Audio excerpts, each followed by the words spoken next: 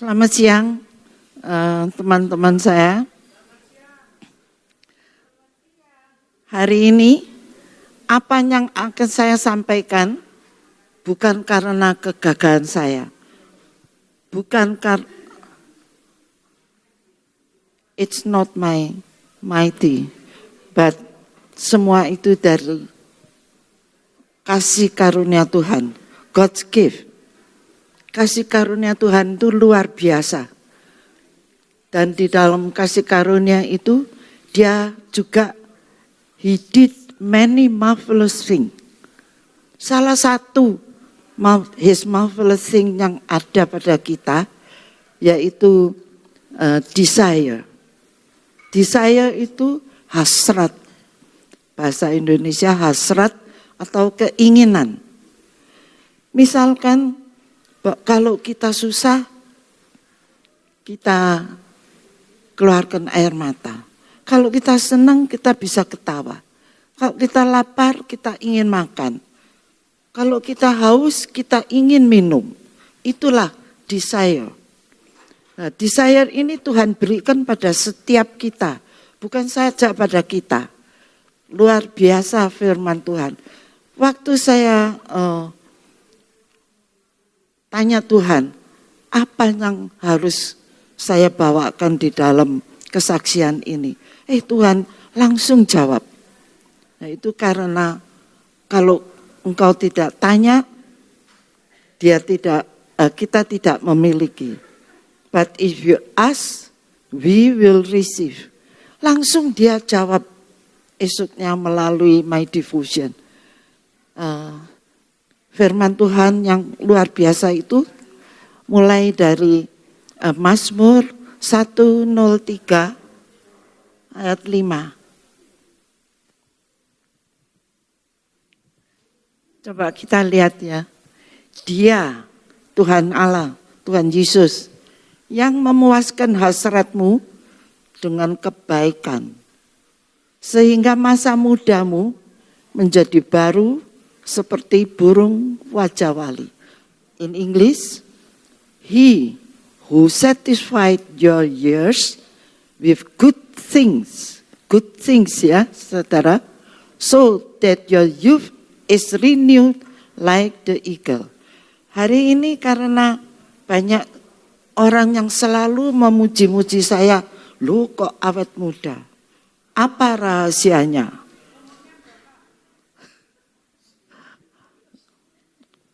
Ya, saya sekarang ini umur 90. Ya, oleh karena kemurahan Tuhan, bukan kegagalan saya. Benar-benar itu. It's the grace of God. Melalui firman ini saya langsung, waduh, Tuhan begitu marvelous. Saya sendiri tidak tahu. Kalau saya mau cari di Alkitab begitu tebal, di mana ayat-ayat yang cocok, yang sesuai, yang banyak maknanya untuk saya bawakan sharing ini. Tuhan jawab langsung. Dan saya yakin bahwa this is the truth word. Kebenaran firman Tuhan. Kita mempunyai hasrat yang mana?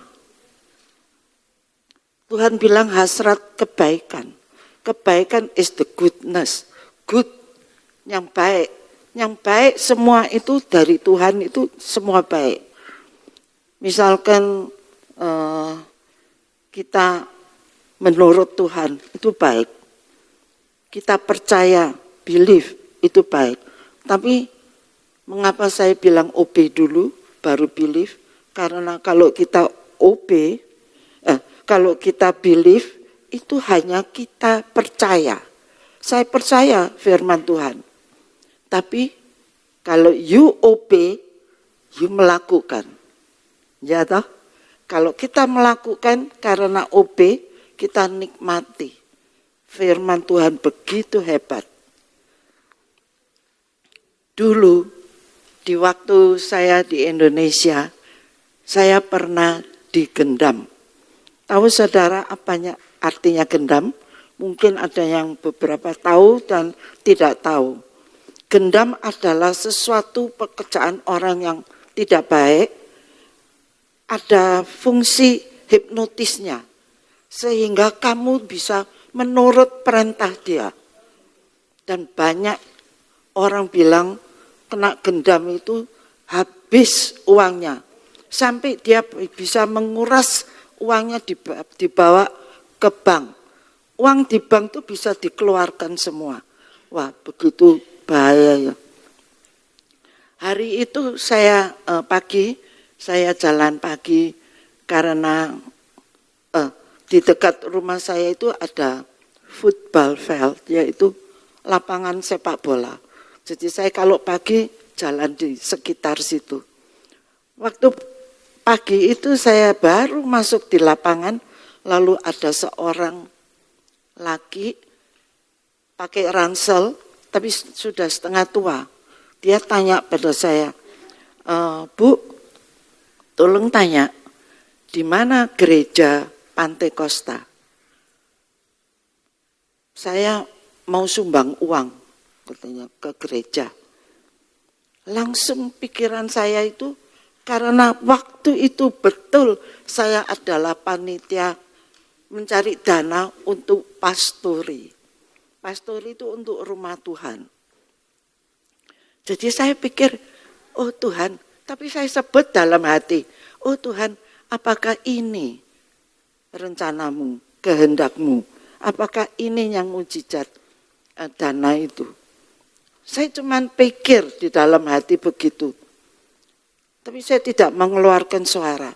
Lalu orang itu mengeluarkan dari kantongnya gini, nunjukkan pada saya uang US dollar. Satu gebung gini. Terus saya bilang, maukah ibu antar saya? Kata gitu. Saya tidak tahu di mana persisnya gereja Pantai Costa. Kalau gitu kasih ke gereja saya saja. Saya bilang gitu. Oh boleh, katanya gitu. Tapi mari ibu. Loh, naik apa? Saya bilang gitu. Oh, saya ada mobil. Langsung mobil itu datang.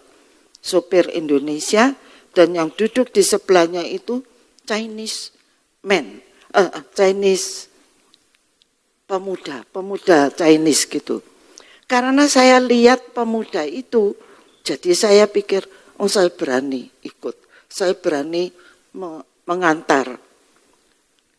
Karena ada si pemuda Chinese itu. Terus kita berangkat.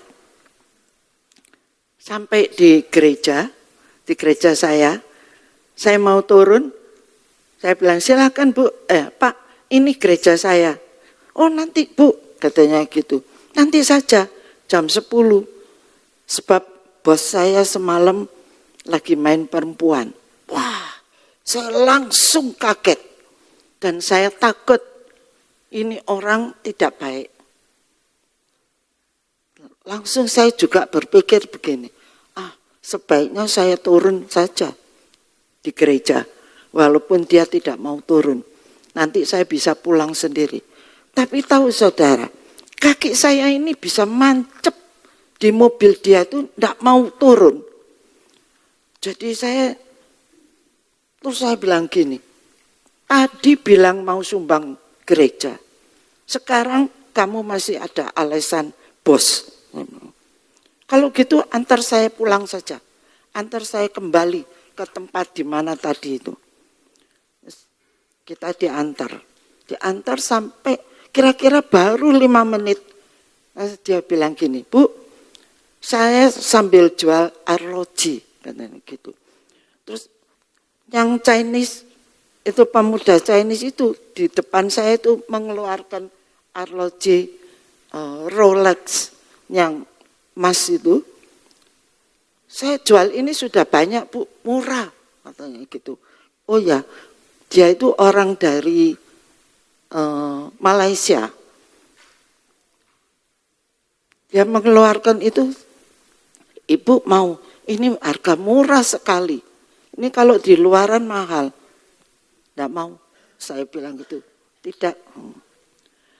Terus jalan terus, dia masih bilang gini, oh kalau gitu ibu punya uang berapa? Berapa saja saya kasih, katanya gitu. Saya kan lagi jengkel. Kok saya tertipu, tadi janji mau kasih, enggak sumbang, kok sekarang mau jual arloji. Jadi saya tidak mau. Saya marah, saya bilang gini, mungkin ketus ya. Terus saya bilang ini, tidak mau. Dia diam, saya juga diam. Sampai kembali di lapangan futbal tadi, waktu saya mau turun, dia kasih tangan. Saya tidak mau. Tapi dia terus tepuk pundak saya. Terima kasih Bu, hari ini saya sudah bertemu dengan seorang ibu yang baik. Langsung saya bisa jawab gini, ya, tapi jangan sembarangan main sebut-sebut Tuhan ya, untuk menipu orang. Saya bisa mengeluarkan kata-kata itu, saya sendiri juga heran. Ya sudah, terus saya turun. Saya masih berpikir, saya tidak mau langsung pulang. Karena dekat rumah saya situ, nanti dia tahu rumah saya di mana. Jadi saya mesti jalan lagi satu putaran lapang futbal itu, karena saya juga pikir, tadi kan saya belum jalan, jadi saya jalan. Tapi saudara tahu, begitu saya turun, setelah mengeluarkan kata-kata, jangan sembarangan main-main nama Tuhan. Hati saya bisa plong. Hilang marah saya dan tidak takut sama sekali. Karena sebenarnya saya juga tidak tahu apa itu gendam. Waktu itu karena saya baru dari Kanada dan tidak tahu suasana Indonesia. Lalu saya pulang, telepon teman saya cerita apa kejadian, dia bilang, oh itu gendam Cik Tris, katanya gitu. Untung kamu tidak kena. Banyak orang itu sampai dikuras habis uangnya.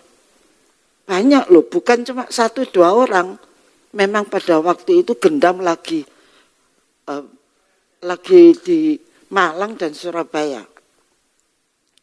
Terus saya pikir, aduh ya puji Tuhan, karena Tuhan. Saya tahu ini karena Tuhan. Tapi terus saya telepon anak saya yang di Kanada, saya cerita, anak saya marah. Dia bilang gini, kok berani ikut orang yang tidak kenal naik mobilnya. Terus saya bilang gini, saya jawab, oh iya, kalau mami tidak ikut, saya tidak mengalami menikmati kuasa Tuhan yang begitu luar biasa. Lalu saya pikir, iya, memang kalau dipikir kembali, kalau sudah tahu gendam itu begitu bahaya, saya mungkin takut. Dan lalu saya pikir, benar-benar saya ini sudah masuk lubang buaya. Tapi Tuhan yang pimpin saya selama mulai dari jalan, ikut dia sampai dia antar pulang. Dan saya bilang, kemuliaan Tuhan yang mami nikmati, tahu saya bilang gitu. Karena kalau gendam itu kan memerintah, ayo kamu beli ini, ambil uang ini sampai uangmu habis semua. Tapi saya tidak, saya bilang gitu. Bahkan saya bisa memerintah dia untuk antar saya pulang. Lalu terus saya bilang, sudah antar pulang dan saya masih bisa mengingatkan dia untuk tidak berbuat gitu lagi. Pakai nama Tuhan. Nah, kalau saya pikir kembali, sungguh-sungguh Tuhan itu ada dan His presence with us itu. Kalau kita benar-benar punya Tuhan, cari Tuhan, dan Tuhan ada dekat di dalam diri kami. Nah, kalau setelah orang-orang bilang kuasa gendam itu lihai. Tahu huruf lihai dalam bahasa Chinese? Li itu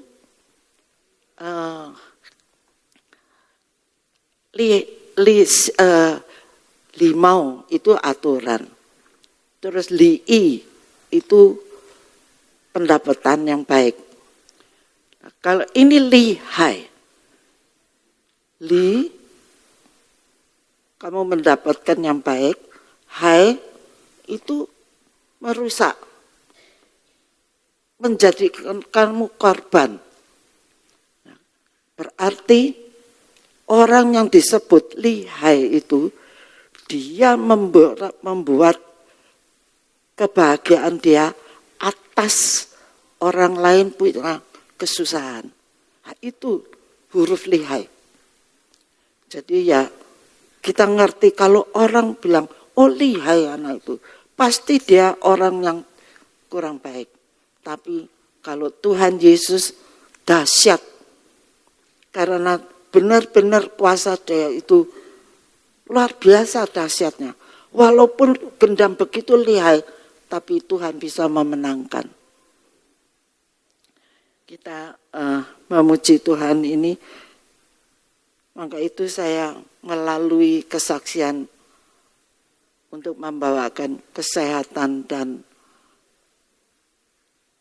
mudah, biar saudara-saudara juga boleh mengalaminya. Lalu firman selanjutnya yang tadi.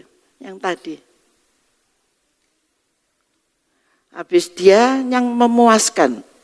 Oh ya, kata-kata memuaskan. Memuaskan apa? Kalau saya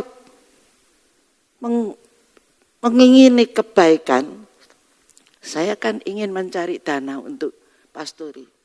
Itu kebaikan. Tuhan memuaskan hasrat kita. Lu puas dari mana? Coba teruskan. Sehingga masa mudamu menjadi baru seperti burung wajawali. Menjadi burung seperti Raja Wali. Kenapa kok Tuhan pakai Raja Wali? Eagle. Nah, di sini saya tahu banyak eagle. Eagle Cell Group ya, melalui Eagle Cell Group. Dan eagle ini adalah dia itu apa? Merubah renew. Eagle itu renew dan powerful. Dan juga dia mengatasi segala soal. Bahwa eagle renew berarti engkau bertumbuh. Renew membawa kita itu bertumbuh. Kalau kita renew di dalam rohani, kita bertumbuh iman kita. Kuat. Strong. Kalau kita kuat, bertumbuh kuat, walaupun ada percobaan yang berat, tapi semua bisa dilalui. Dengan siapa? Dengan Tuhan. Coba hobi saya itu ini apa? Beraplikasi. Aplikasi itu mencontoh seperti itu. Coba tayangkan gambar.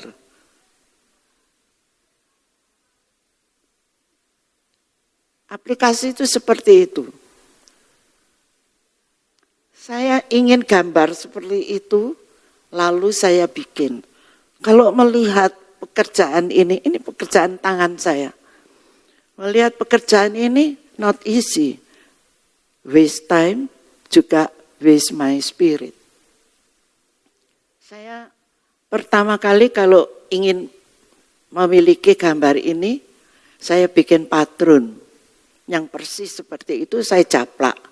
Jadi seperti di copy gitu ya. Lalu sesudah itu saya gunting warna kain-kain yang saya ingini. Terus saya tempelkan dengan dijahit, lalu dibordir. Terus diberi macam-macam. Menjadi suatu gambar Gambar untuk, itu gambar apa? Gambar layang-layang. Saya mengapa pakai gambar ini? Layang-layang saya pikir itu seperti Raja Wali.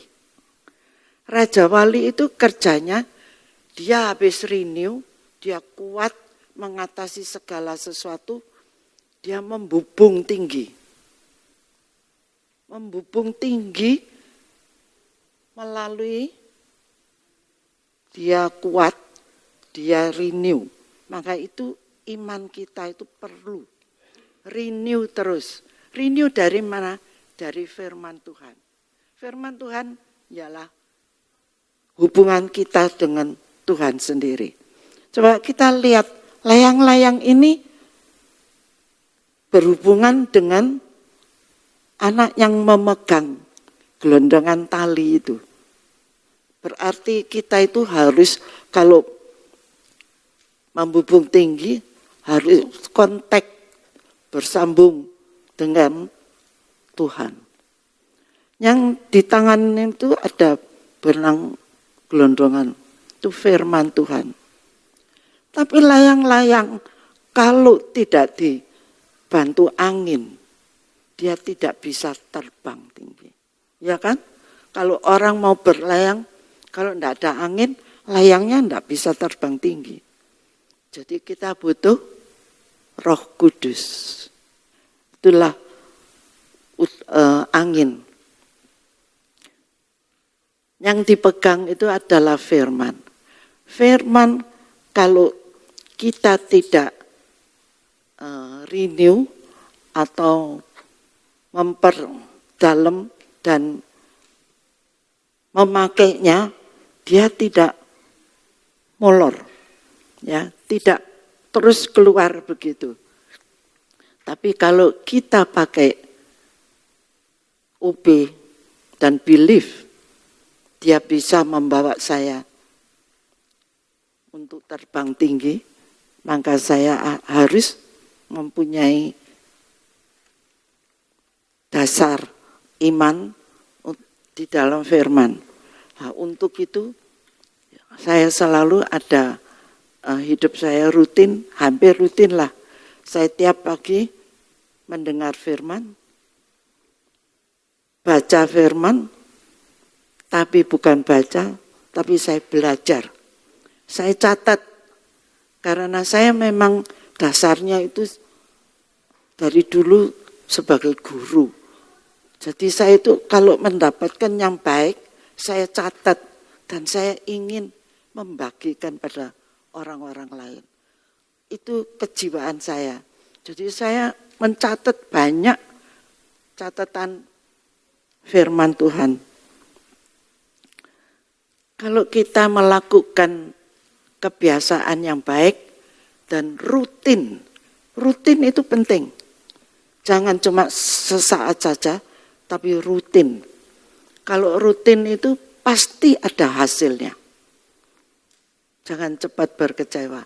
Itulah semua itu dari pelajaran Alkitab, firman Tuhan yang hidup. Saya bilang tadi katakan bahwa apa yang saya katakan ini is the truth. Firman Tuhan itu benar.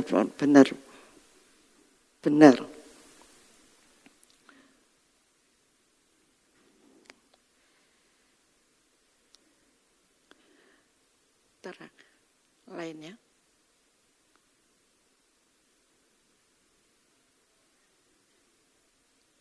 Yang tadi, yang kata-kata yang lainnya, yang kedua.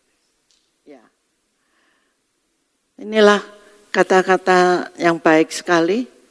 No better ways. Jalan ya. Hidup kita ini kan journey. Kalau journey itu kan jalanan yang harus dijalani. Bukan jalanan cuman bayangan, tapi benar-benar dijalani. Jalan ini tidak ada yang lebih baik daripada kita memboroskan, spend, ya, melewati waktu atau energi kita daripada mencari Tuhan. Jadi maksudnya jangan membuang-buang waktu yang tidak berguna, tapi kita mencari Tuhan itu penting.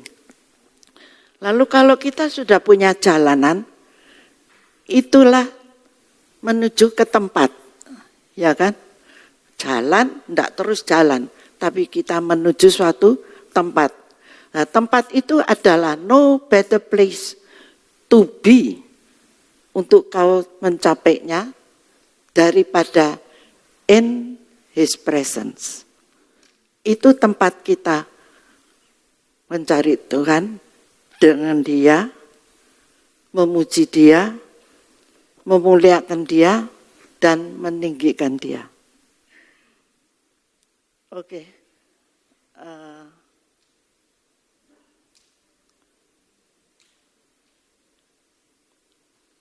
Sekianlah kesaksian saya, kiranya boleh menjadi berkat bagi semua teman-teman saya untuk kata-kata yang tadi menjadi kita mudah, sehat.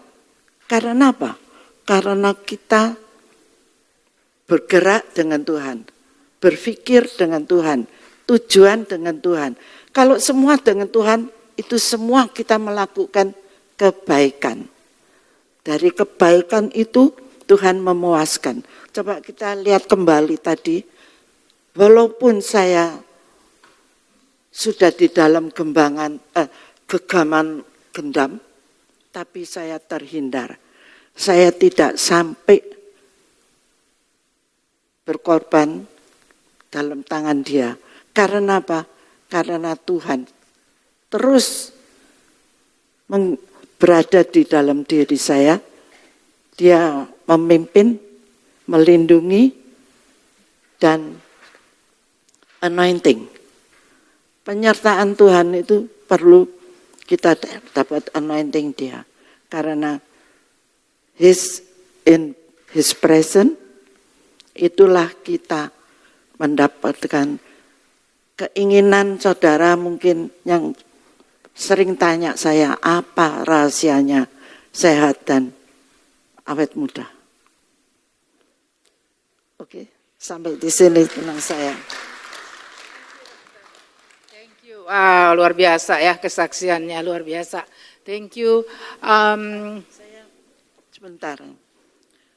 Saya minta itu satu lagu diputar kembali, lagu pertama tadi. Biar lagu ini benar-benar mendukung apa yang saya sudah katakan, dan Tuhan sudah menyampaikan, menyatakan semua hal yang baik pada saudara. Supaya saudara bisa menikmati seperti saya sehat dan awet muda. Oke, thank you. Lagu pertama.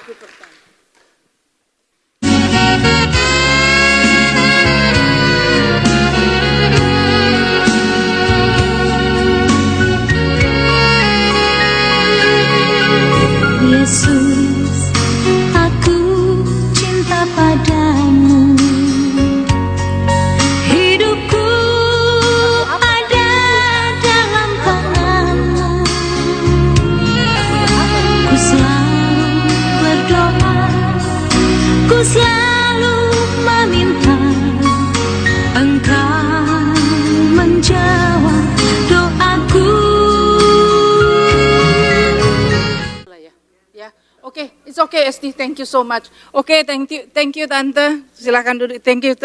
Hopefully ya, untuk pertemuan lansia yang berikutnya nanti akan ada yang dari saudara-saudara yang juga ingin dengan semangat untuk memberikan kesaksian. Thank you very much.